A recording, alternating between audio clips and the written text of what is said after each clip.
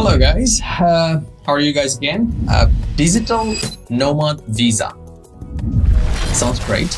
এটা সম্পর্কে আসলে আমাদের অনেকেরই অনেক ধরনের তথ্য জানা থাকতে পারে, কারণ ইদানিং ফেসবুক বা ইউটিউবে গেলে digital nomad visa is everywhere. So Portugal also has digital nomad visa, but the system are a little bit different than others. আজকে আমরা ওটাই জানবো যে এখানে আসলে একটু তফাৎ আছে, সেই ব্যাপারটা আসলে কি। এই ভিসাটা মূলত হচ্ছে যারা ফ্রিল্যান্সার বা যাদের নিজস্ব ব্যবসা আছে, বা দেখা যায় আপওয়ার্ক কাজ করে বা ফাইবার কাজ করে, they can also apply.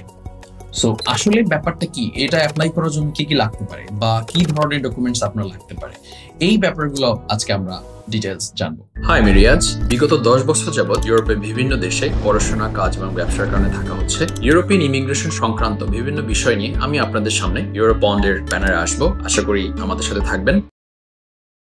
তো প্রথমত জেনে নেই যে এই ভিসাটা যদি আপনি অ্যাকোয়ার করতে পারেন, then you can live in Portugal like very normal European people, okay, but with a better quality of life. আপনার স্যালারিটা ওরকম। আপনি 5 বছর পরে নাগরিকত্বের জন্য অ্যাপ্লাই করতে পারবেন। প্রতি মাসে 3,280 ইউরো স্যালারি শো করতে হবে।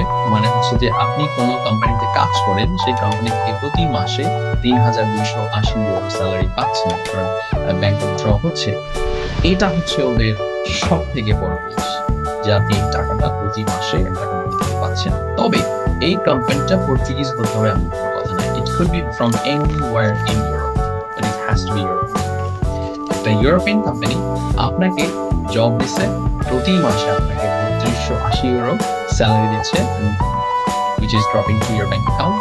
আপনার ব্যাংক স্টেটমেন্ট ওরা দেখতে চাবে, হ্যাঁ, যে অ্যাটলিস্ট হচ্ছে 3 মাসের ব্যাংক স্টেটমেন্ট ওরা দেখতে চায় with salary slip and everything, যে আসলে এই টাকাটা পাচ্ছেন।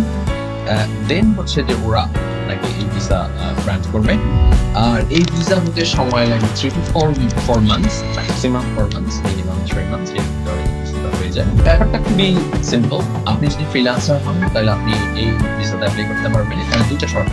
সব থেকে বড় শর্ত হচ্ছে যে আপনি প্রতি মাসে 380 স্যালারি ড্র করছেন। দ্বিতীয় শর্ত হচ্ছে কোম্পানিটি ইউরোপিয়ান হতে হবে। ইউরোপের বাইরে কোনো কোম্পানি হলে ওরা অ্যাকসেপ্ট করবে না।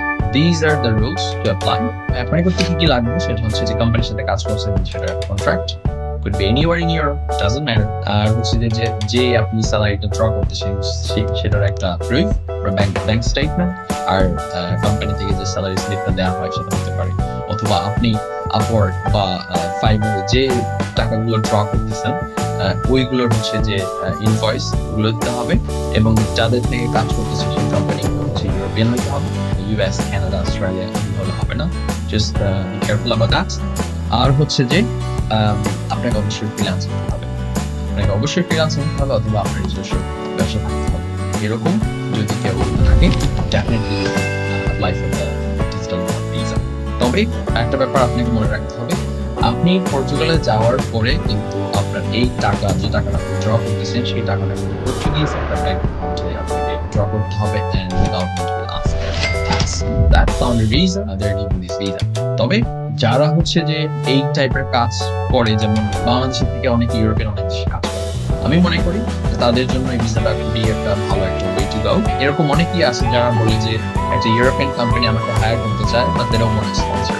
So try to do this sort of things. আপনি ফাইবার বা আপওয়ার্কে কাজ করতে পারেন, but has to be European company.